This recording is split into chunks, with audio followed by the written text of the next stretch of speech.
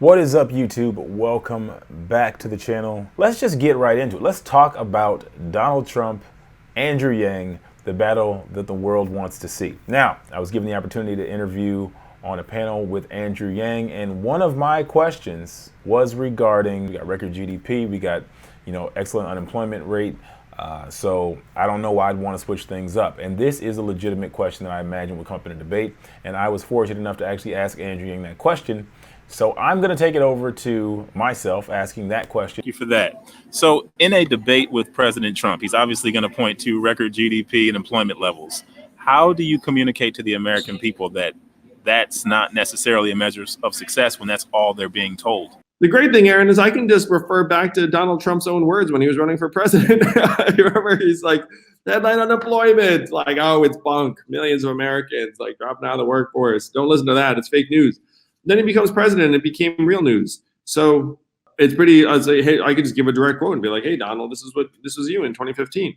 Or I could make the same case I've been making to voters around the country, saying record highs right now in this country: stress, anxiety, mental illness, suicides, drug overdoses, life expectancy decline. Like, Americans are smart enough to understand, it's like, yeah, that stuff's actually a lot more important.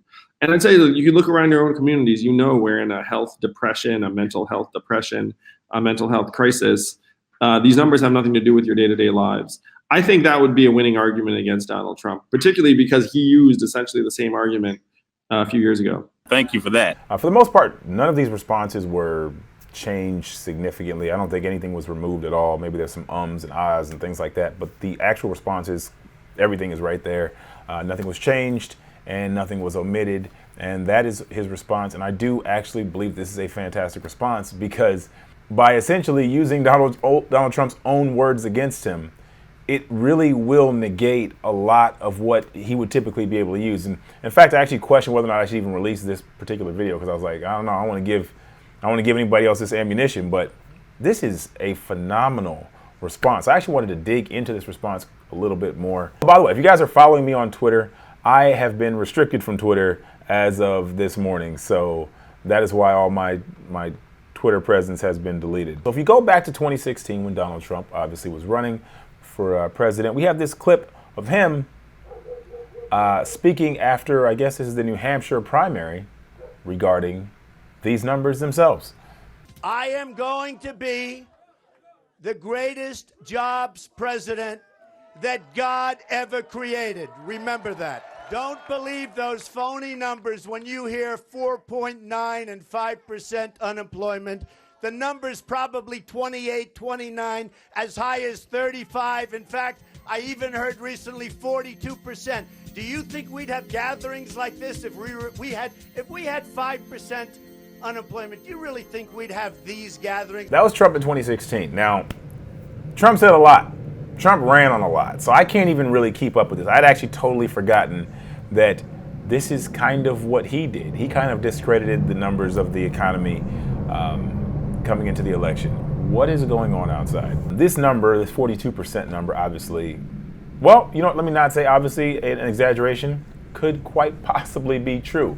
And we're going to talk about why. First of all, you guys know I've been quoting this statistic out of Brookings lately, that 44% of Americans are earning just $18,000 a year. I mean, obviously that's not unemployment, but I mean, that's underemployment, okay? That's poverty wages. That's not quite enough to survive here in America. Simply saying, oh, this person works a few hours, therefore they're not unemployed, that's not really telling the true story. Andrew Yang, of course, correctly points to record suicide rates, opioids. Trump caught on to that.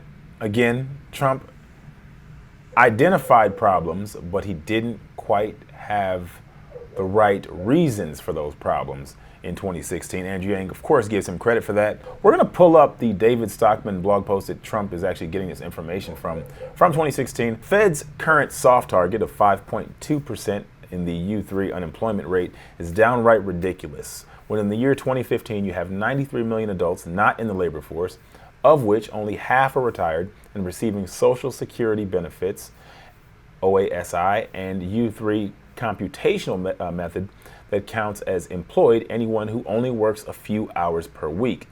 Then what you have in the resulting fraction is noise, pure and simple.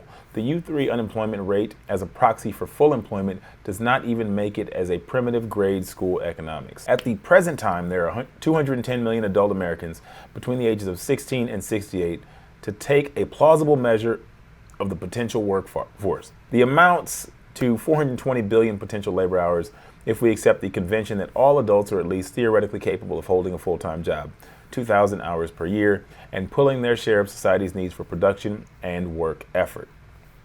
By contrast, during 2014, only 240 billion hours were actually supplied to the U.S. economy, according to the BLS estimates. Technically, therefore, there were 180 billion unemployed labor hours, meaning the real unemployment rate was 42.9%, not 5.5%. Yes, we have to allow for our non-working wives, students, the disabled, early retirees, and coupon clippers. We also have drifters, grifters, welfare cheats, bums, and people between jobs enrolled in training programs and on sabbaticals and much else.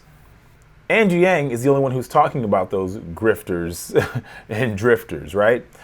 He's the one who's talking about putting the hands in Americans who aren't traditionally counted because they're not necessarily in the workforce. Stay-at-home moms, or you're a caregiver in general. You don't count. That's why Andrew Yang is looking at the reality of these numbers and the fact that we aren't measuring what we should be measuring. So regardless of whether or not we have record GDP, we're not measuring the proper metrics for success in America. Andrew Yang typically he'll go into, these aren't the true measures of success in a society, opioids, record levels of suicide, depression. I feel like when you use Donald Trump's own words against him, it's gonna hit a little bit harder. Seeing him levy this attack against Donald Trump, I can't imagine that it wouldn't cause most Americans to reevaluate how they arrived at the decision to vote for Donald Trump in 2016, because I think that's ultimately the question. The other candidates are attacking people who supported Donald Trump, and that's not what we're trying to do. We're not trying to attack anybody. It's not what it is. It's not humanity first. The question is, you voted for Donald Trump for a reason. Fine. What was that reason? And was that the proper reason?